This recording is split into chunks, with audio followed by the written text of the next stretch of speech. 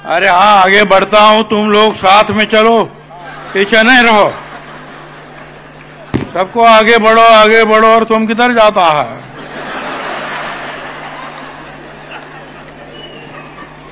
अच्छा, हम सब लोग साथ में चलेंगे, ठीक है? आज 25वा आपल्या राष्ट्रवादी काँग्रेस पक्षाचा वर्धापन दिन आणि या प्रसंगी आपले राष्ट्रीय अध्यक्ष अजितदादा पवार, कार्याध्यक्ष प्रफुल्लभाई, प्रांताध्यक्ष सुनील तटकरे, दिलीप वळसे पाटील, हसन मुश्रीफ, धनंजय मुंडे, आदिती तटकरे, अनिल पाटील, संजय बनसोडे, रुपालीताई, समीर भुजबळ, डॉक्टर शिंगणे, दिलीप बनकर, आशुतोष काळे, चेतन तुपे, नितीन पवार, मनोहर चंद्रिकापुरे, राजेश पाटील, सुरोज अहिरे, संजय मामा, दीपक चव्हाण, शेखर निकम, बाबा जाने, इंद्रजीत, आलोक अमोल मिटकरी, सर्व आमदार, बाबा सिद्दीकी, आनंद परांजपे, शिवाजीराव अडळराव, सूरज चव्हाण, सर्व माजी आमदार, खासदार, आणखी मोठी लिस्ट आहे, तर थांबतो. आणि माझ्या बांधवांनो आणि भगिनी मातांनो, एक आज 25 वर्ष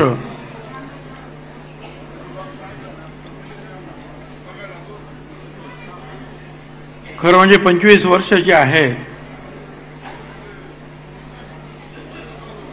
त्याच्या पूर्वीचा काही गडबड आहे का?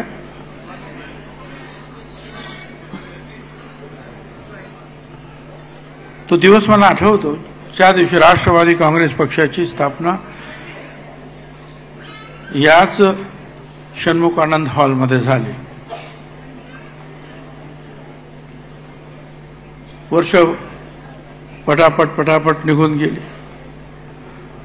मला माहिती आहे ते सुभाष बाबू बोस असतील, पंडित जवाहरलाल नेहरू, इंदिराजी वगैरे सगळ्यांचे असे जे आहेत महात्मा गांधींपासून मोठे कटआउट्स होते, गाद्या अथरलेल्या होत्या आणि त्याच्यावर पवारसाहेब बसलेले होते, आम्ही बसले होतो, तारिक अनवर होते, संगमा होते आणि समाजवादी काँग्रेस पक्षाचे केरळचे नेते, बंगालचे नेते, ही सगळी मंडळी होती. आणि त्या अगोदर जे आहे हा पक्ष स्थापन करण्यासाठी 1000 मतदारांचा ॲफिडेविट पाहिजे की मी ह्या पक्षाचा राजीनामा दिलाय, हा माझा रोल नंबर आहे मतदार यादीतला आणि मी आता ह्या पक्षाला, दुसऱ्या पक्षाला मी पाठिंबा देतो आहे. हे सगळं काम जे आहे माझगावच्या आमच्या सगळ्या कार्यकर्त्यांनी, त्यावेळेला समीर भाऊ, पंकज भाऊ, इतर सगळी मंडळी काम करत होती. खोडके मला आठवतात, संजय खोडके, एटीएन बंगल्यावर जे आहेत 12 वाजता आम्ही जे आहे सामान उतरून घ्यायचो. हे सगळं जे आहे तयार केलं आपण.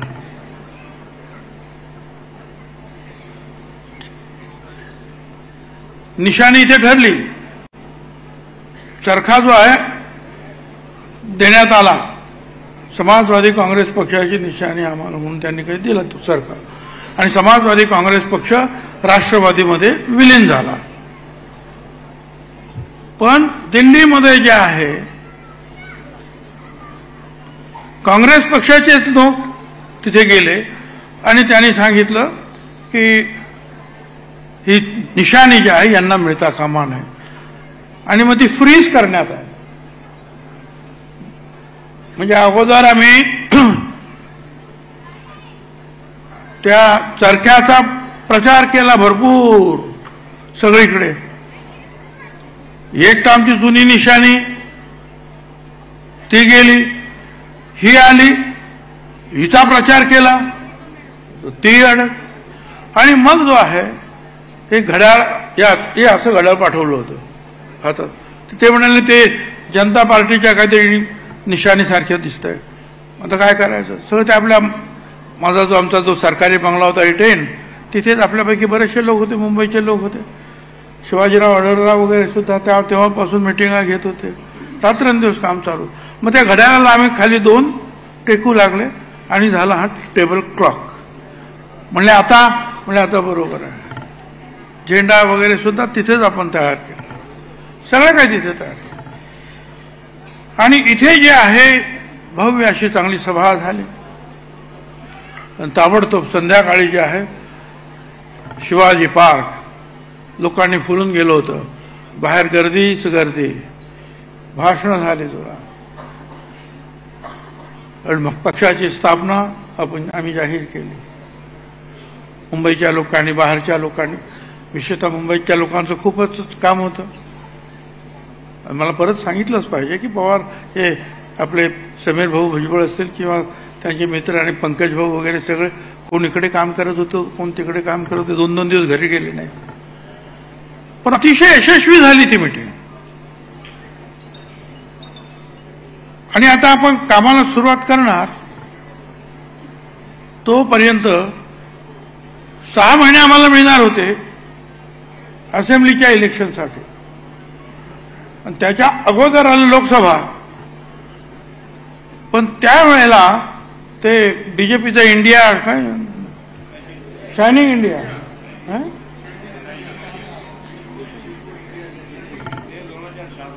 ते 2004चं होतं ते. परंतु ती 6 महिने अगोदर ती निवडणूक घेण्यात आली. फिलगुड नवीन काय ते फिलगुड पोझिशन होते म्हणे. ते आता ह्या काँग्रेस फुटलेली आहे, 2 ठिकाणी गेलेली आहे, तर ताबडतोब ही पण निवडणूक घेऊन टाका. आणि मग ती निवडणूक घेतली. आम्हाला वेळ पण मिळाला नाही.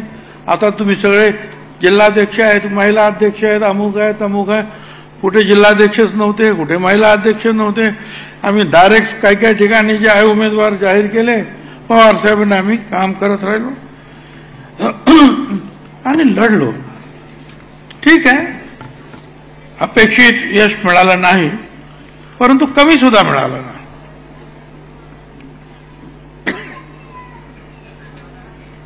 परंतु त्यानंतर आज मात्र जे आहे एक वेगळ्या पद्धतीमध्ये या 25 वर्षामध्ये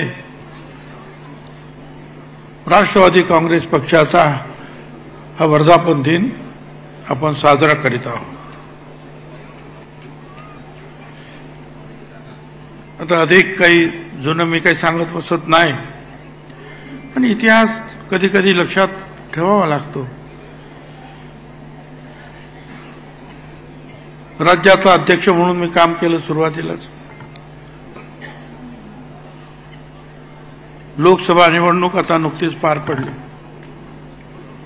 हे खरं आहे की लोकसभा निवडणुकीमध्ये महायुतीला ठेच लागलेली आहे, हे नाकारून चालत नाही. ते खरं आहे, ते खरं आहे. आता ती पुढे ठेच लागणार नाही, त्यामुळे कसं सांभाळून चाललं पाहिजे, दगडधोंडे कशा बाजूला केले पाहिजेत याचा विचार करायला पाहिजे. अडचण कुठे झाली याचा विचार करायला पाहिजे. जरूर विकास विकास विकास विकास जरूर करा, लाखो कोटी रुपये खर्च करा. मी मगाशीच विचार करत होतो, मुंबईमध्ये ज्या रस्त्यावर जाल तिथे काम सुरू आहे. काही ना काही, मग ते मेट्रोचं असेल, ते काय आणखीन टनेल असेल, अमका असेल तमका असेल, काही ना काहीतरी असेलच. बघा, एवढे पैसे मुंबईत आपण खर्च केले. मुंबईत निवडून किती आले आपले युतीचे? मला तर वाटलं सगळेच निवडून येतील युतीचे. एवढं काम मुंबईमध्ये आपण विकास विकास विकास केला. एक पियुष गोयल निवडून आले आणि दुसरे जे आहेत ते मागे पुढे करत ते वायकर 48 मतांनी ते निवडून आले. पण निर्भय यश किती मिळालं युतीला? लाखो कोटी रुपये आम्ही खर्च केले आणि अजून एक करतो आहोत. त्यामुळे आपल्याला लक्षात घेतलं पाहिजे की हे सगळं करत असताना आपण सुद्धा सांगितलं धनंजय मुंडे यांनी की बाबासाहेब आंबेडकरांचं तेवढं भव्य काम उभं राहत आहे. परंतु शेवटी काय आहे, तुम्ही आम्हीच म्हणतो ना की हे दोन समाज जे आहे मोठ्या प्रमाणावर आपल्याला सोडून बाजूला झाले का? मुस्लिम समाज, दलित समाज, आदिवासी समाज आणि इतर सुद्धा हे का गेले? महाराष्ट्रामध्ये, मुंबईमध्ये याचा जोपर्यंत आपण खरोखर विचार करणार नाही, मनाशी खोटी समजूत आम्ही करून घेऊ, आम्ही ह्याव करून त्यों करू, आजार काय झालेला आहे तो ओळखता आला पाहिजे. तो आजार ओळखून त्याच्यावर औषध काय करायचं आहे ते ठरवलं पाहिजे, मग यश आपलं आहे.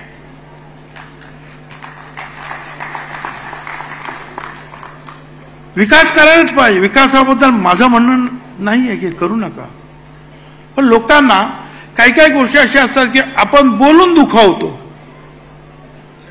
मनात काय नसेल कदाचित कुणाच्या, पण बोलून दुखावतो आपण. मुसलमानांवर हे करायचं, मुसलमानावर ते करायचं, मुसलमान हे करणार, मुसलमान ते, बोलून दुखावलं आम्ही. मी तर त्या मीटिंगमध्ये सुद्धा सांगितलंय पिंपळगावच्या त्या मोदी साहेबांच्या, आणि आपण 400 पार 400 पार 400 पार म्हणतो आहोत. त्याचा प्रचार असा झाला की 400 पार करून संविधान जे आहे हे बदलण्यात येणार आहे. तो त्याच्यामध्ये तथ्य नसेल, पण प्रचार झाला. नंतर मोदी साहेबांनी त्याच्या खुलासा एका टीव्ही चॅनलवर केला. 15 मिनिटं त्यांनी सांगितलं मी असं करणार नाही, मी असं करणार नाही. मग ते किती लोकांकडे, तोपर्यंत लोकांच्या डोक्यात घुसलं 400 पार म्हणजे आमचा बेडा पार. हे सगळ्यांच्या डोक्यातच गेलं. दोन मोठे समाज म्हणजे किती कोटी लोकसंख्या झाली. ती जर एकतर्फी एका बाजूला जर गेली तर आपलं काय? परत आदिवासी समाज सुद्धा जो आहे त्यालाच या गोष्टीला जो घाबरला खरं म्हणजे. आणि खरं म्हणजे संविधान बदलणं, इतर गोष्टीबरोबर संविधान बदलणं म्हणजे आरक्षण, पहिलं तर आमचं आरक्षणच जाणार हे पहिल्यांदा सगळ्यांच्या डोक्यात येते. त्या आदिवासींच्या सुद्धा डोक्यात आलं. आणखी नाही आलं की आमच्या मुख्यमंत्र्याला पकडलं हे ते झारखंडमध्ये हे आता आमचे आदिवासी मित्र भेटतात तर बोलतात आम्हाला जे आपण खरं म्हणजे करणार नाही आहोत तसं काही, पण लोकांचा समज झाला. विरोधी पक्षाचं कामच आहे आपण आपलं नुकसान कसं होईल हे विरोधी पक्षाचं कामच आहे. त्या पद्धतीने ते प्रचार करत असणार. आता त्या प्रचाराला आपण जे आहे शेवटी त्यात सुधारणा आपण काही करू शकलो नाही, ही सत्य परिस्थिती आहे. एक आता लक्षात घ्या, आता विधानसभेची निवडणूक आहे म्हणजे संविधानाचा काही प्रश्न, संविधान बदलायचं काम ते होणार नाही, बदलणार नाहीच. पण जो प्रचार होता तो लोकसभेत ते काम होतं बदलण्याचं, विधानसभेत संविधान बदलण्याचं काम होत नाही. त्याच्यामुळे तो प्रश्न आपला. पण आपले हे जे मतदार आहेत मुस्लिम, दलित, आदिवासी, ओबीसी, भटके, विमुक्त, हे सगळे महाराष्ट्रात सगळे हे आपल्याला परत मिळवावे लागतील.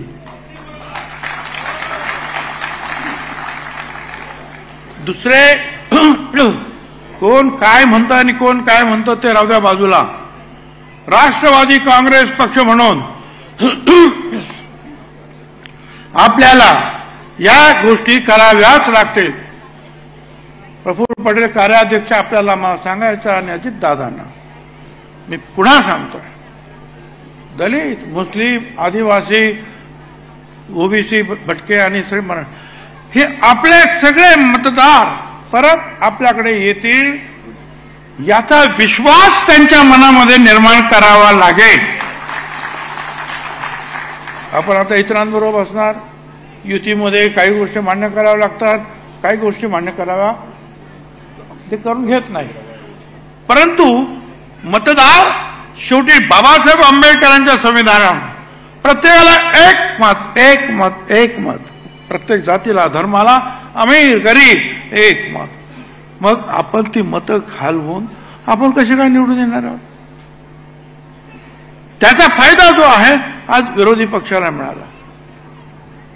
बरं, ह्या सगळ्या गोष्टी आपल्या इथे झाला का? अख्ख्या भारतात अनेक ठिकाणी झालेलं पाहायला मिळतात. युपी मध्ये झालं. अशाच काहीतरी प्रचार झाला तिकडे पण. युपी मध्ये कोणाला वाटलं तर युपी मध्ये कमी होतील, शक्यच नाही म्हणे. एकदम जे आहेत खाली आले. आणि तिथे जे आहे इंडिया जे आहे म्हणजे ते पुढे गेले.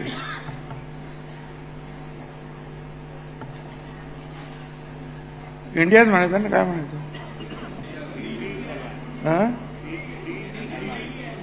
India alliance. हो, इंडिया काल जिंकली रात्री क्रिकेटमध्ये, पाकिस्तानला हरवलं. बघितलं असेल तटकरेंनी. पण हे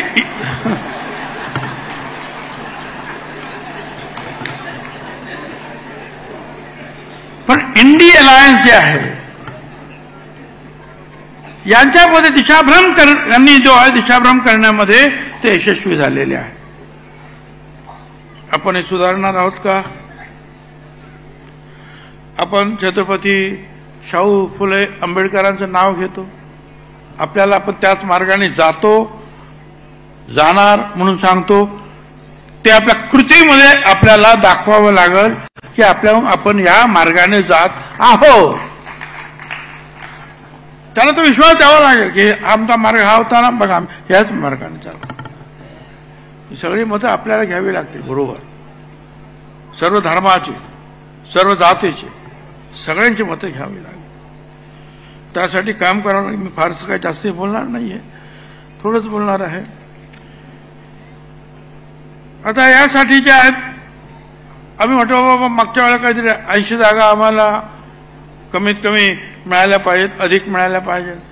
तर एक ताबडतोब माझ्या विरुद्ध बोलायला लागले, हे असं नाही बोलायचं काम, तसं नाही बोलायचं काम. बरं बाबा, नाही बोलत.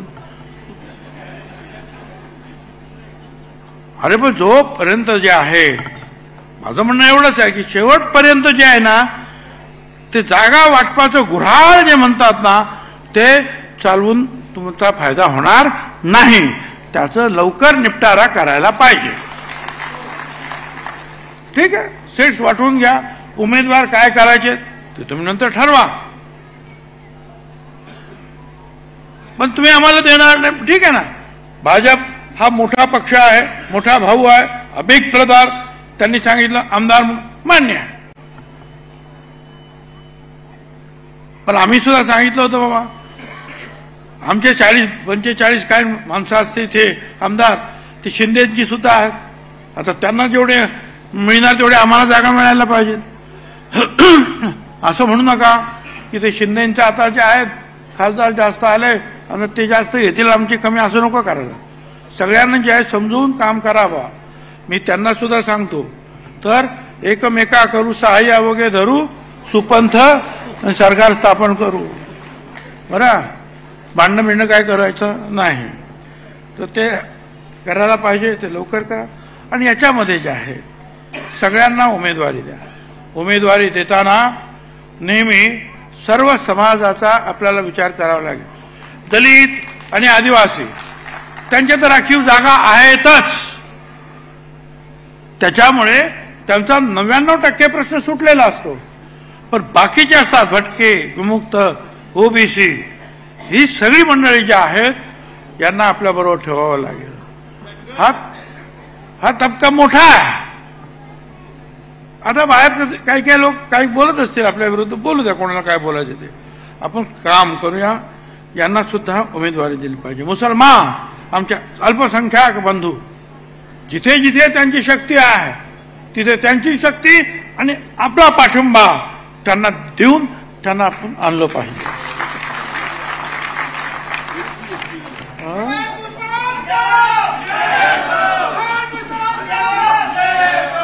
याचं कारण असं आहे की छगन भुजबळ उभं राहिल्यानंतर जर मुसलमान समाज मला मतं देणार असेल तर जिथे मुसलमान समाज अधिक आहे त्याचा उमेदवार उभं राहिल्यानंतर छगन भुजबळने सुद्धा त्याला मत द्यायला पाहिजे. त्यावेळेला ते धर्म वगैरे काय डोक्यात घेता कामा नाही. ते आमच्या बरोबर आहेत ना, मग आम्ही सुद्धा त्यांच्या बरोबर आहोत हा विश्वास त्यांना दिला पाहिजे. जेवढे पण अल्पसंख्याक आहेत, ओबीसी असतील, दलित मुसलमान, आपले अल्पसंख्याक, आदिवासी, भटके, सगळ्यांना तो विश्वास दिला पाहिजे की आम्ही सगळे तुमच्या बरोबर आहोत, कुणावर आम्ही अन्याय करणार नाही. आणि याच्यासाठी जे आहेत कमिट्या वगैरे नेमा, जरा विभागवार काहीतरी एक 10 लोकांचे जे आहे सगळ्यांच्या एकाच समिती काय नक्की झालं, काय करायला पाहिजे, थोडंसं जरा ताबडतोब माहिती आपण घेतली पाहिजे. कधी कधी काय असतं, आपल्याकडे जे येणारे लोक असतात त्यांनाच वाव असतो आणि ते जे सांगतात त्याच्यावर आपण विश्वास ठेवून तसंच आपण चालतो आणि मग कुठेतरी फसतो. तर सगळ्यांना जे आहे त्यांची सगळ्यांची जो काही माणसं आपल्यापर्यंत येऊ शकत नाही पण ते काम करणारे आहेत त्यांना माहिती असतं, त्यांना त्यांचं सुद्धा जे आहे आपण माहिती आपल्याला घ्यावी लागेल. बाकी हा जो आहे मराठा ओबीसी हा जो वाद आहे, आपण मराठा समाजाला 10% आरक्षण दिलेलं आहे आणि ते टिकणार आहे. पण असं असताना जर काही मागण्या जर होत असेल तर त्यांना समजून सांगितलं पाहिजे. तुम्ही असं काही समजायचं काही कारण नाही की हा जो वाद आहे त्याच्यामुळे आम्ही पडलो असं समजायचं कारण नाही. कारण विदर्भात काही तो वाद नव्हता, तिथे सुद्धा जे आहेत खासदार आपले उमेदवार पडले, हिंदुस्थानामुळे तो वाद नव्हता. पण काही काही लोक सांगतात की ह्या वादामुळे पडले. हा ठीक आहे, त्या 2-3 मतदारसंघामध्ये जे आहे हा वाद जो आहे हा अजूनही धुसफुसतो आहे. परंतु एकंदरीत जो आहे महाराष्ट्राचं एकूण जर चित्र पाहिलं तर काही ठिकाणी जे आहे ह्या छोटे छोटे जे आहेत गोष्टी घडतात, परंतु एक संपूर्ण समाज जो आहे हा अजूनही एकत्रित आहे. मराठा समाज, आदिवासी समाज, दलित आदी अजूनही एकत्रित आहे. त्या सगळ्यांना आपण बरोबर घेऊन जाऊया आणि त्यांना सांगूया की आम्ही तुमच्या बरोबर आहोत. ह्या सगळ्यांना विश्वासात घेऊन आपण पुढे काम करूया. बाकी आता भाषणाचे दिवस पुढे येणार आहेत. यावेळेला मला फार कमी भाषण करण्याची संधी मिळाली.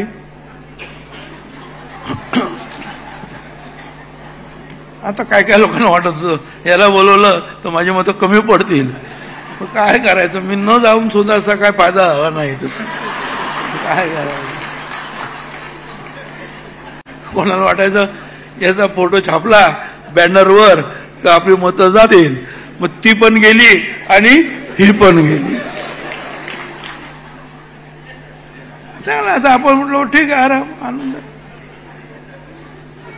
तर ठीक आहे, आता आपण पुढे काम करायचं आहे आणि सगळ्यांनी आता आपल्याला जे आहे दमदार कविता वगैरे वाचून दाखवलेल्या आहेत, शेर शायरी झालेली आहे.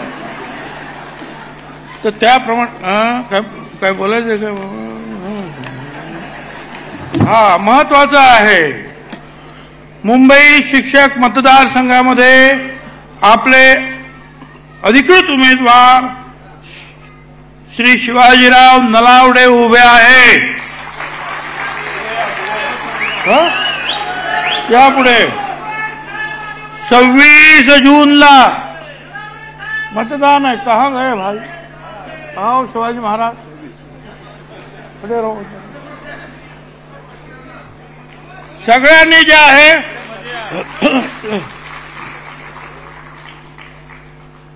जे आहे आपण काम करायचं आहे आणि या वेळेला त्यांना निवडून येण्याची भरपूर संधी आहे एकूण जी काही परिस्थिती पाहता. पण आम्ही त्यांच्या पाठीमागे मजबूतीनं उभं राहूया. आणि मी माझ्याबद्दल तुम्ही एवढं सांगेल, न पूछो मेरी मंजिल कहाँ है, न पूछो मेरी मंजिल कहाँ है, अभी तो सफर का इरादा किया है, ना हारूंगा हौसला उम्र भर, ना हारूंगा हौसला उम्र भर, ये मैंने किसी से नहीं खुद से वादा किया है। धन्यवाद। जय हिंद, जय महाराष्ट्र।